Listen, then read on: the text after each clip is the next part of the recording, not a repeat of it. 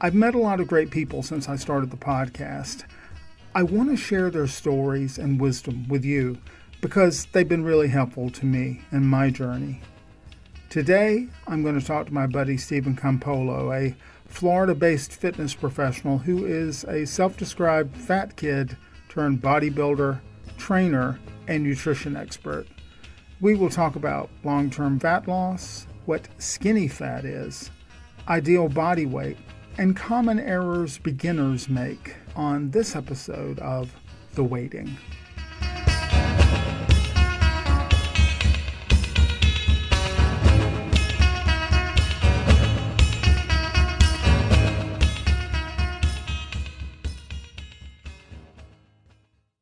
I've spoken to Stephen Campolo a few times, and every time it's educational and a pleasure.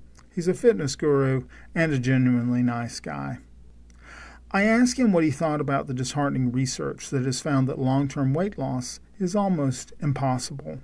I think a lot of people are kind of short-minded when it comes to, whether that's weight loss, whether that's, trying to put on muscle. They have a goal in mind, how do I get from A to B? But there's no plan from B on, right?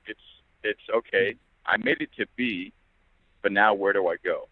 So I know for me in the past, and I can give you a brief example of last summer when I was getting ready for a photo shoot. I said, okay, I have 60 days to get ready for this. I'm going to bust my butt in the gym. I'm going to diet really hard. And I got in great shape. But after the photo shoot was over, I was kind of looking around and said, okay, now what do I do? How do I stay into shape? Because I felt good. I looked good. I was happy with my fitness, but I started slowly but surely reverting back to my old eating patterns. And whenever you're chasing a goal like that, you start to glorify food because you're depriving yourself, which is always unhealthy. So what happens is after you reach your goal, you have a little bit of taste of something, which leads to a lot of something. And then before you know it, you look back and you say, holy crap, I just put on the 20 or 30 pounds right back on that I lost, but I put it on that much faster. So I think for me, what has helped me most and what I always tell my clients and what I try to tell people is you should always have a goal. Even if your goal was to lose 100 pounds, once you lose the 100 pounds, set a new goal. Maybe now you want to tone up. Maybe now you want to build your arms up. Maybe you want to develop your abs more. Maybe you want to tone your legs more. Because having a goal is ultimately what is going to keep someone chasing that carrot, right? You always want to have a carrot dangling in front of you, something to chase.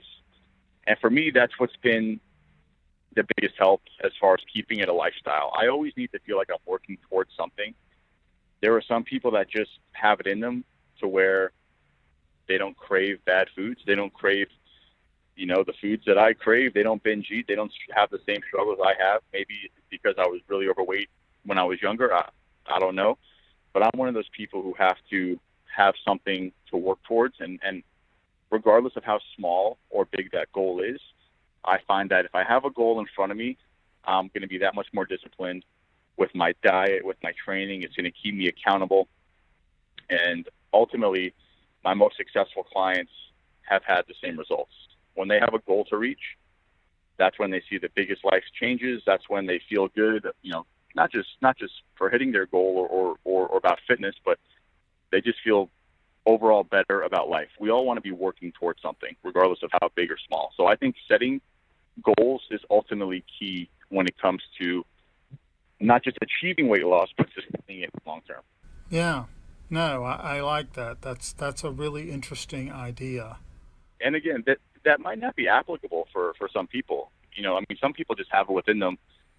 I know I have friends that don't struggle with, binge eating, that have been relatively fit their whole life, and it's just kind of part of who they are. They don't really have to set goals. It's just within them. But for me, someone who struggles with food addiction and sugar addiction and used to be, formerly overweight, food is something that I'm addicted to and I struggle with, and I still struggle with it regardless of how, in shape I get or regardless of how healthy and fit I become.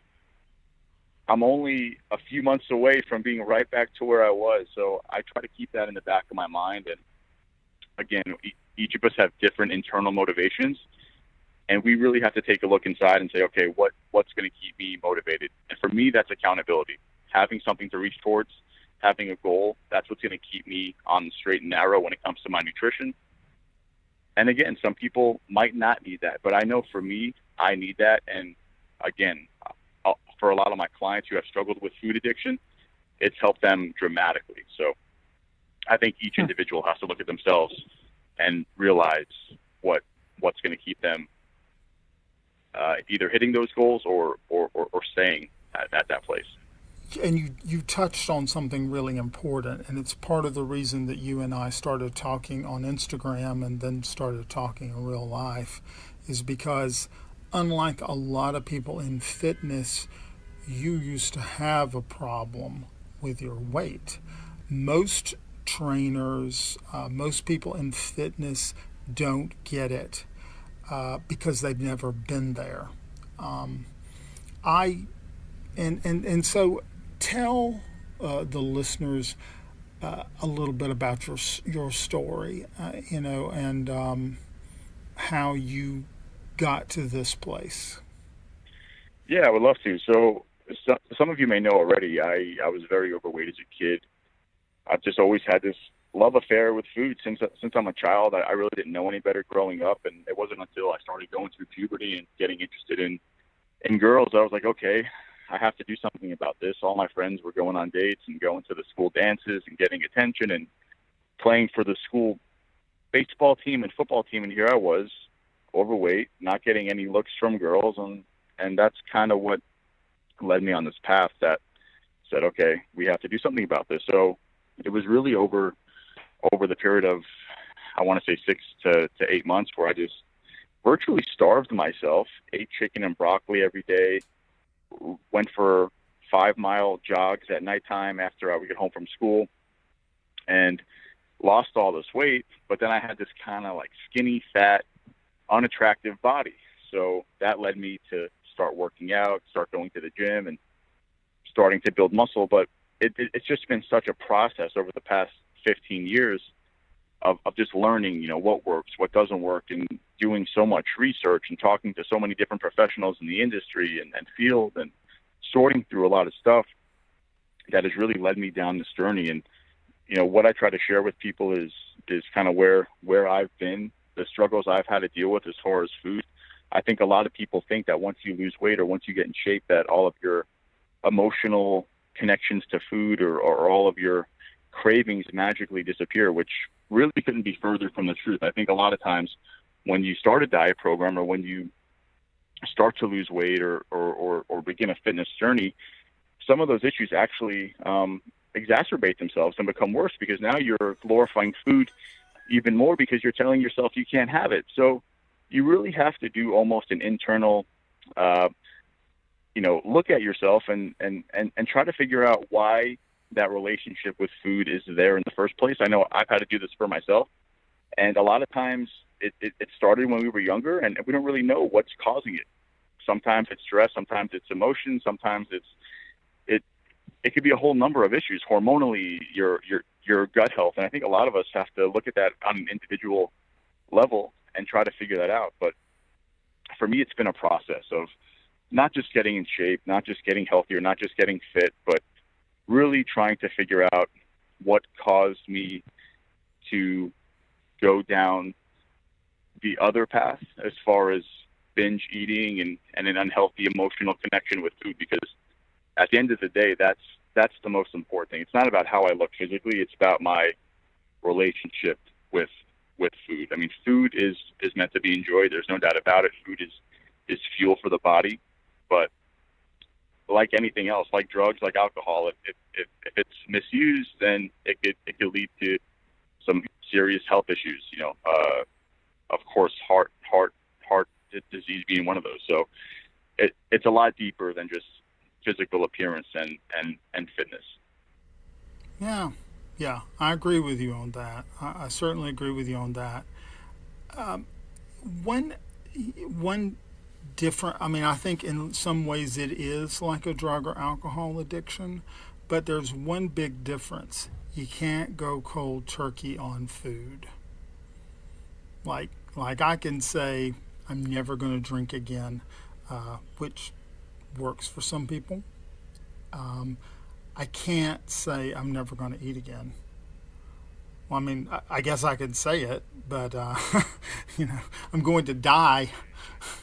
And I know, almost every time I've had a binge eating episode, or let's say Thanksgiving, for example, where I eat to the point of sickness, I say, okay, tomorrow I don't even want to look at food. I'm not going to eat I'm going to go on a 48-hour fast. And what happens? The next morning you wake up and you're hungry, and it's almost like, okay, now I have to confront these demons again. I have to fight off the cravings again. I have to fight off this temptation again. So you're absolutely right. There is no going cold turkey on food.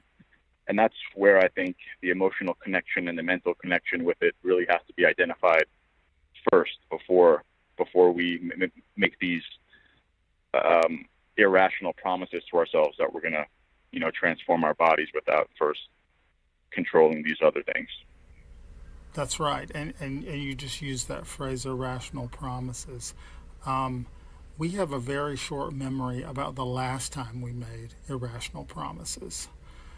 That's kind of the cycle, right, for a lot of people is, I'm going to do this, and then I'm going to be really good and really exercise and really control my intake.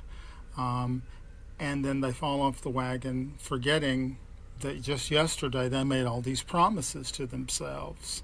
And that's something that's really normal, I think, particularly at the beginning. A lot of people really get discouraged by that. But I think that being able to identify that learning to remember is very important. I need to remember what I promised myself yesterday when I felt like a big fat pig. And that's I think that's something that you're very good at, quite clearly. Yeah, I truly think it goes both ways. So you're absolutely right when it comes to remembering what you promised yourself. And I think that goes in line with that, having that long-term goal as far as, okay, I made this promise to myself, I want to lose 200 pounds. I want to, whatever that goal is for you, fill in the blank. But when it comes to having that memory, I think it's also good to have short-term memory as well for when you do slip up, when you do fall short, when you do have a binge eating episode and stuff your face and gorge yourself. It's important not to totally beat yourself up to the point where you just give up altogether. Because I know we've all been there before where it's just like, you know what, what's the point? I'm going to do this again in the near future. I'm not going to hit my goals. What's the sense? It's too hard. I think that's a very real issue as well. So always keep at the forefront. Yes, I'm going to hit this goal regardless if it takes me 30 days or 90 days. But when you do slip up, when you do fall short, because you are going to fall short, you are going to slip up. It's just part of the process. I just slipped up last week. This past Sunday, I was hungry, and Sunday night, I raided my kitchen. And Monday morning, in the past, I would wake up and hate myself and just be depressed and miserable and say, what's the point? But I'm like, you know what? Just forget it. It's behind me. It happened yesterday. It's a new week. It's a new start. Let's get right back on the wagon, get right back to the gym, right back on my nutrition, and you forget about it. So you're absolutely right. When it comes to having that memory of the promise you made yourself, that's most important. But when you do fall short, and you will fall short, forget about it. Yeah, give yourself a break. It's okay. Everybody makes mistakes. That's perfectionistic thinking. Quite frequently, people who have problems with food have problems with anxiety, and perfectionistic thinking is a big part of anxiety. If everything is not exactly in the order it needs to be in, then I don't want any of it. And that's faulty thinking. That's not how life works. You used a phrase a little bit ago when we were talking, skinny fat. And I think for people who are overweight, that's a very confusing phrase. Can you talk a little bit about what that means? Yeah, so skinny fat is, how I try to describe it is, maybe someone that looks skinny with a t-shirt on, right? You would see them out in public and say, he looks normal. He looks like a normal person. But then they go to take their shirt off and they just look kind of chubby. They're skinny, but they're not in shape. They're not fit. It's not a fit body. It's kind of a not overweight, but not fit. You're kind of in that in between phase, if you will, if that makes any sense. Mm-hmm. And a large portion of the population has the skinny fat. So one thing that I would add to that is it's not just about it. Just like with people who are overweight or obese, it's not just the aesthetics that are a problem. They run a lot of the same health risk as people who are obese. Absolutely. And sometimes it could be even more because they kind of keep it hidden. They think there's nothing wrong, but a lot of times your lifestyle habits, whether it's, again, I have a lot of skinny fat friends that they go out drinking every weekend. They smoke. They partake. Their diet isn't necessarily, very healthy at all.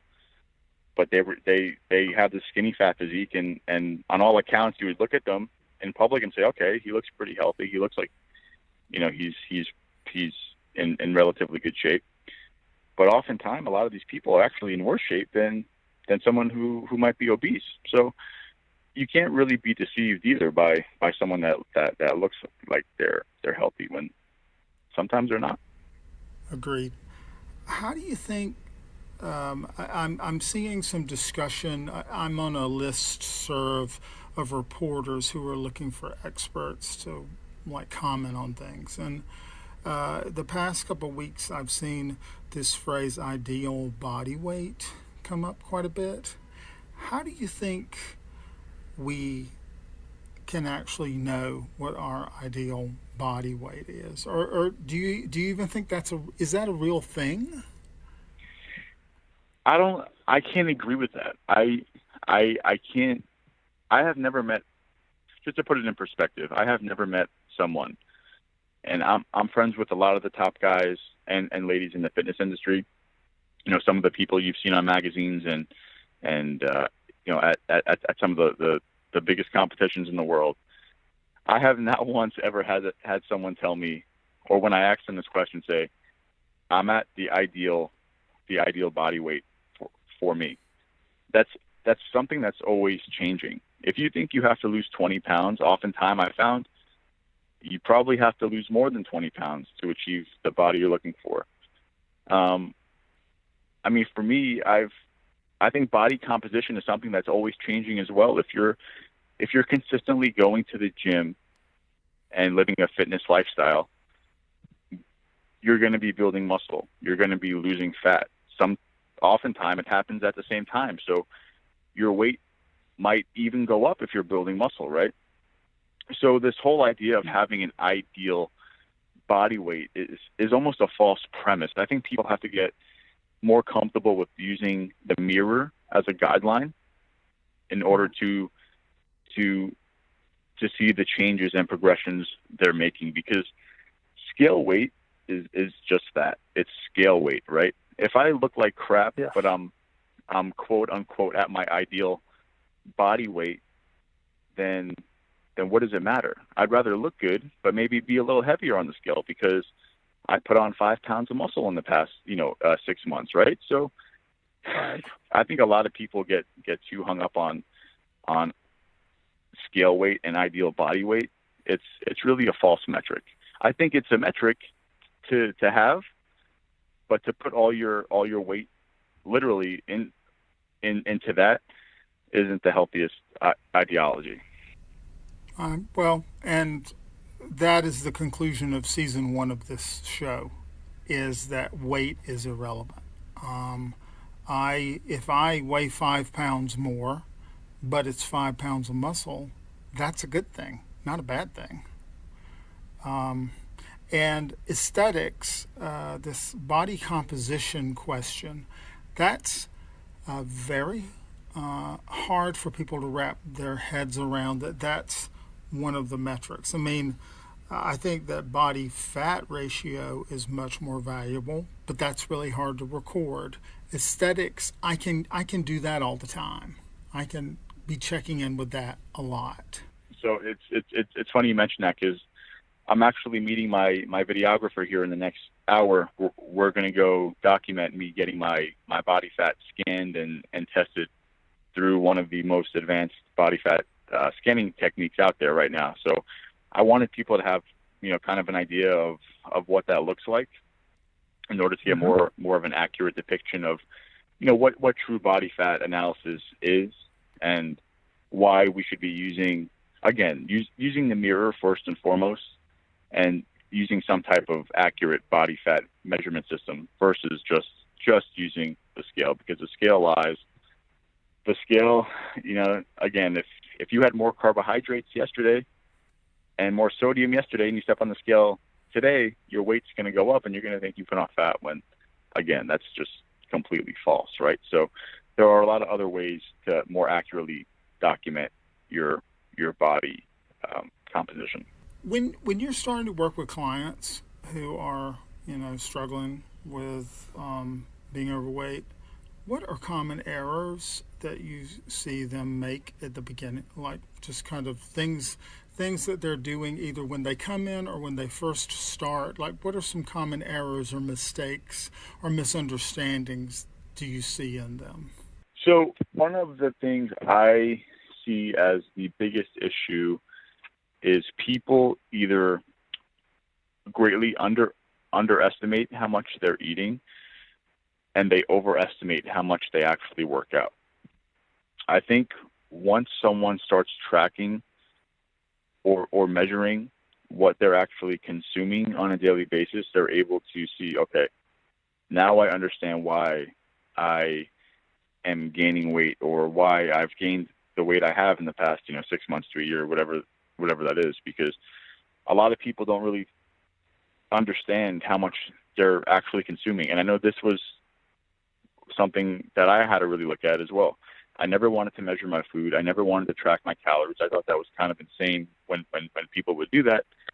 But once I started doing it, I realized, okay, this is why you haven't been able to get the results you wanted, because you're eating 1,000 calories more a day than you should be. So I think people need to really be realistic and be honest with themselves and look at their daily habits and say, okay, having the soda every day or having the coffee in the morning every day with all the sugar, all the milk and sweeteners, that could add up to like 500 calories, but a lot of people don't realize this. So once you get people to kind of open their eyes and say, okay, almost look at things differently, look at food differently, look at drinks differently, that's one of the biggest things that will ultimately set someone on the right path. And yeah, again, I know that's been a huge benefit for me and for a lot of my clients. Once they understand that, things greatly change. One of the rules in psychology, and there's not many rules in psychology, but one of them is observed behavior changes.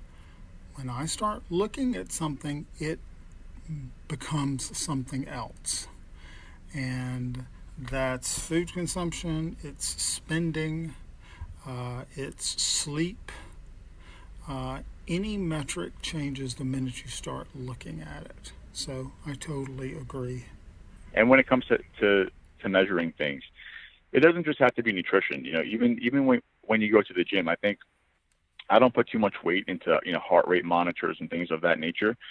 But even wearing a Fitbit or just investing a little bit into some type of heart measurement device that's going to tell you how many steps you've taken, how many calories you've burned that day, even though it's not 100% accurate, again, it gives you a good baseline as far as where you actually are. Because, again, a lot of people overestimate how many calories they're actually burning. If you were to ask your average person that goes to the gym every day, they'd say, oh, yeah, I burn 1,000 calories when I'm at the gym. But the truth is, they're on their phone for 20 minutes out of that 60 minutes they're there. They're talking with their buddy in the locker room.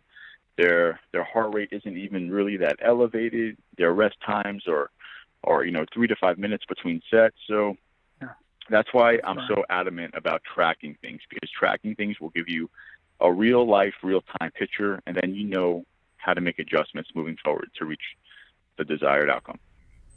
Yeah, yeah, that's exactly right.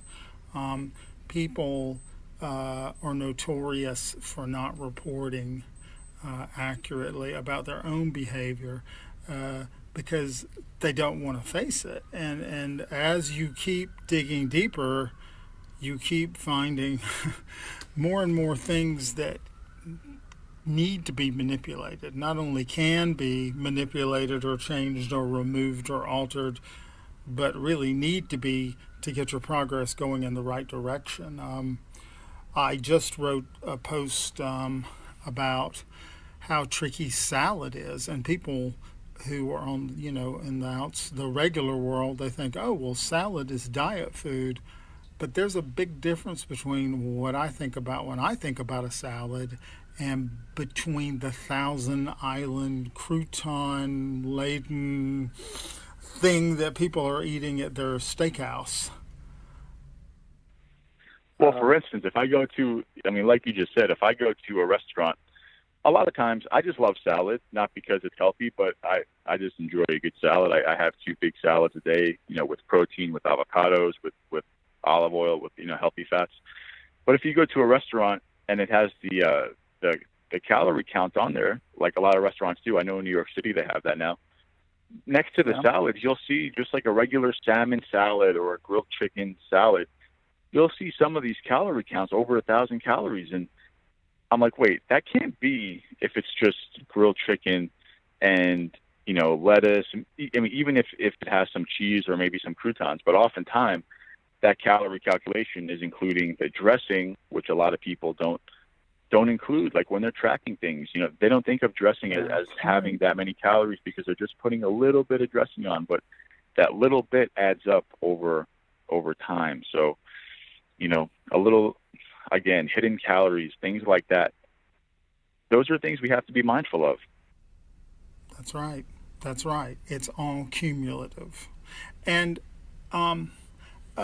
something that you touched on that I was critical about, and I've got to write about it some to kind of clear it up in my own head, is the whole idea of the Fitbit and of what is in the industry called NEAT, right? Non-exercise activity thermogenesis. And I'm actually in the process of reviewing 3 apps that measure NEAT just using your smartphone. The reason that I'm critical of it is I think that a lot of people will say, wow, I walked 1,100 steps today, so I'm going to eat a pepperoni pizza now. I think it's very valuable to be thinking about it because observed behavior changes, right? Like Sunday, I didn't take a cab to church, I walked to church. Because I'm thinking about it, right? I'm like, I'm reviewing this app, so I need to be walking.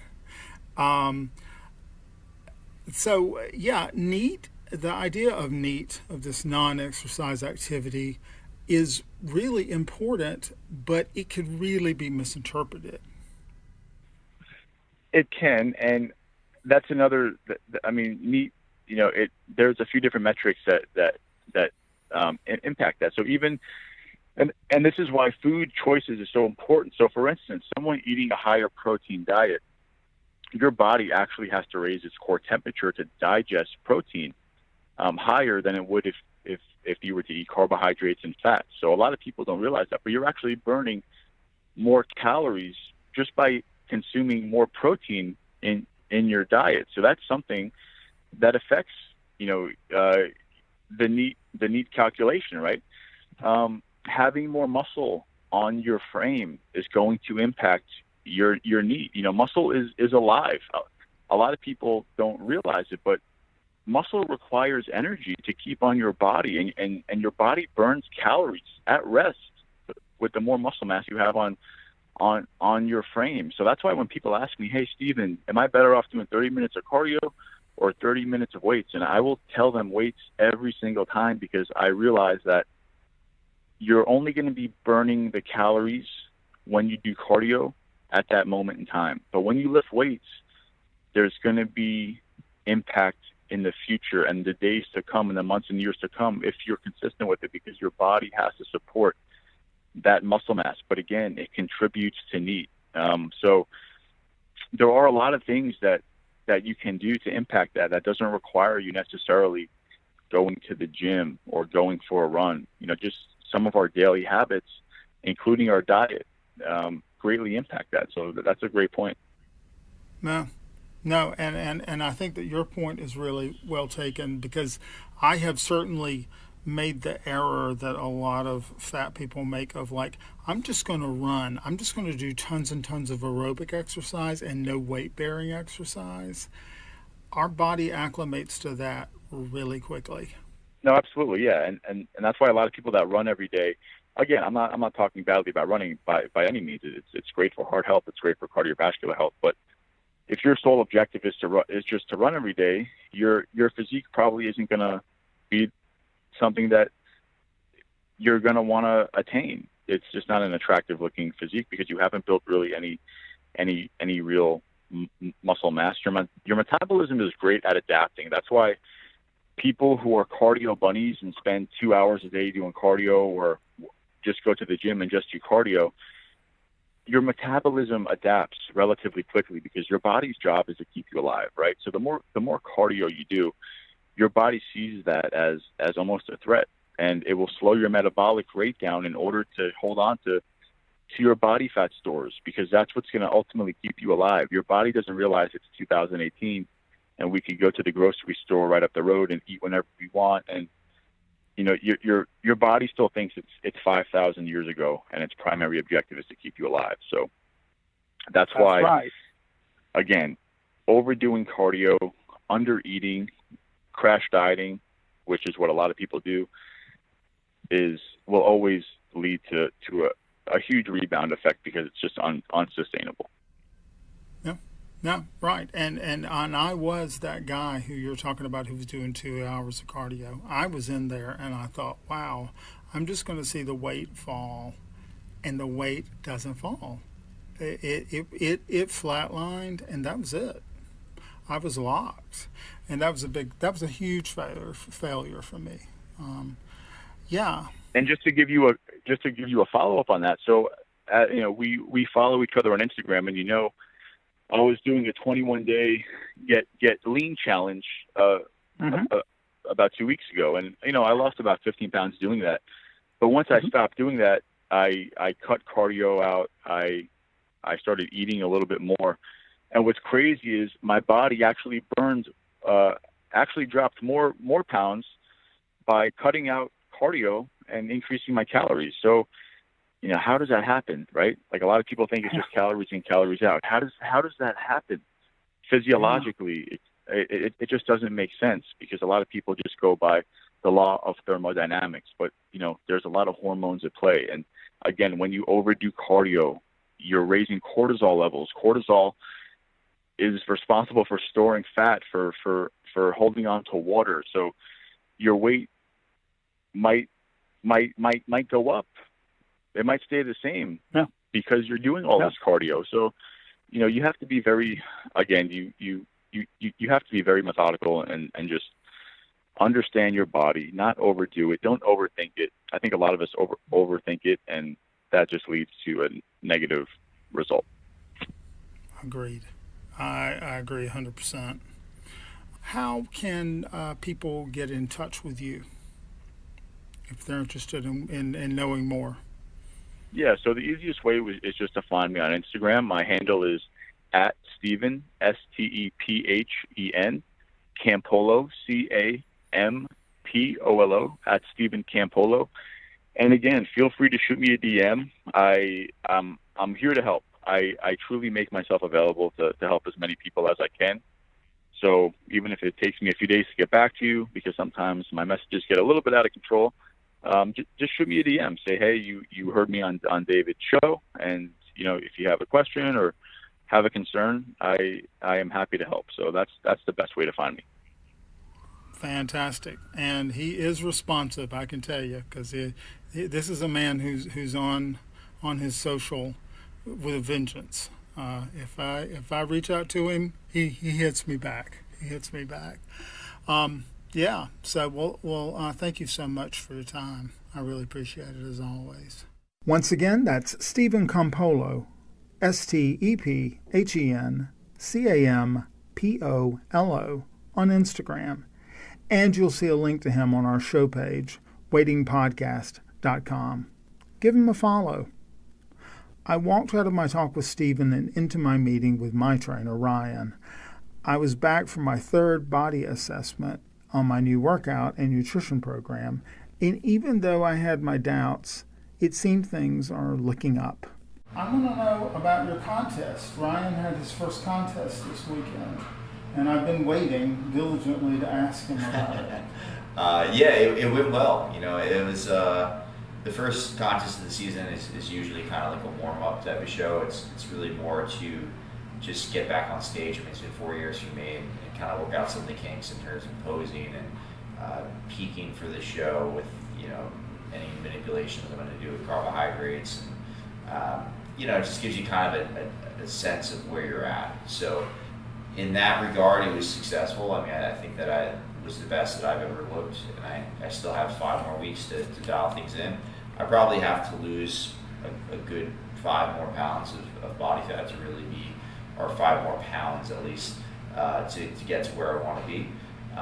So that is going to take some more grinding, and the next 5 weeks will be challenging. We're doing pictures that people finally get find out what it looks like. Yeah, I'm going to see the crazy tan. You know what? I didn't notice the crazy tan. Yeah, It's I'm so all busy. sparkly too. Wow. It's like hanging out with a stripper. I want to get a picture or two from your show. I can put it on the show page. Okay. Yeah. I had to locate some, but that'd be good. I'll ping you right now and Yeah. say, hey, send me some pictures for the show page. I have to admit, I felt like I needed to listen to season 1 all over again, because I have found myself worrying about my weight so much. Mm-hmm. You cannot believe. I mean, I know that it's just a number, and I know it's so variable. And I weighed yesterday, and I mean, I've lost more weight.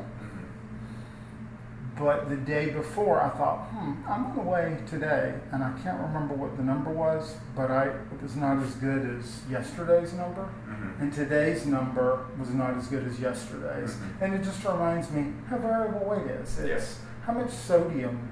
We ordered sushi last night, and I deliberately didn't eat like the soy sauce or because I know it's chocolated with sodium. It is sodium, I guess. But there's just so many variables in body weight. And this morning, I got up at 4 and weighed. I got up at 5 just because I wake up every hour worried that I'm not going to get to the office. And I woke up at 6. I had 3 different weights. Multiple weights at this time, yeah. I mean, my weight fell each time, which means that if I woke up at 10, I would be 199 pounds, I guess. You just got to never wake up. Right? We talked a bit more, and then I hopped on the scale. It doesn't visibly look leaner. That's good. And we're going to use the number from Macro Coach. We're going to use the number from my weigh-in yesterday morning, just because it's the morning weigh-in. Although I really think that this might be my morning weigh-in. It says female. We're going to go with male today. There we go. So, Jason, though, it's this. Okay, right. There we go. Get that right? All right. Yep. Okay. All right. So he entered my age, everyone. Did it? All right. So you're gonna stand, look straight ahead, don't talk, and just breathe normally. 45 seconds here.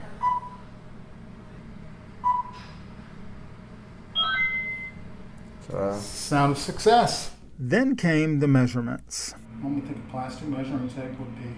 So yeah, 41 and a half. 41 and a half. So we're measuring the abdominal. It's technically not a waist measurement, but I'm going over the abdomen. Yeah, I think that's probably the measurement that I would go for. Yeah. Cool. Yeah. So that's going to be higher than like your pants measurement would be. Sure. All right. So weight was 227. So we just did this 4 weeks ago. Mm-hmm. So we got 227, 19.0 on the body fat. Okay, so I'm going to. Okay.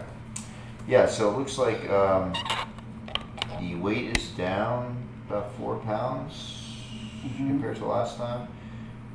Almost 5 actually. You're at 231.9 last time. So it seems the program is working. And now as I creep towards the weight I started season 1 with, 220 pounds, I'll be curious to see if my weight falls or if my true fit weight is around that number. Stay tuned.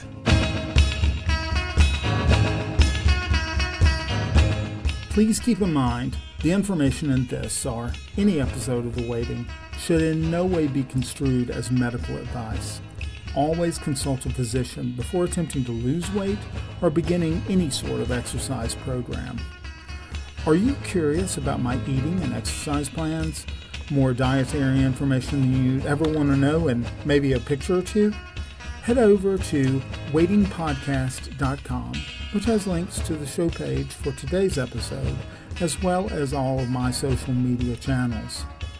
The Weighting is brought to you by me, David Ezell, and my producer, Patrick Fort. Our theme music is by Waylon Thornton, courtesy of the Free Music Archive. Don't forget, we have a listener line for all your questions and comments about weight loss or setting and executing any goal. Please call our listener line at 347-687-3057. If you like this podcast, share it with a friend. And if you want to do me a solid, rate and review it. That's the primary way others will get to hear the show.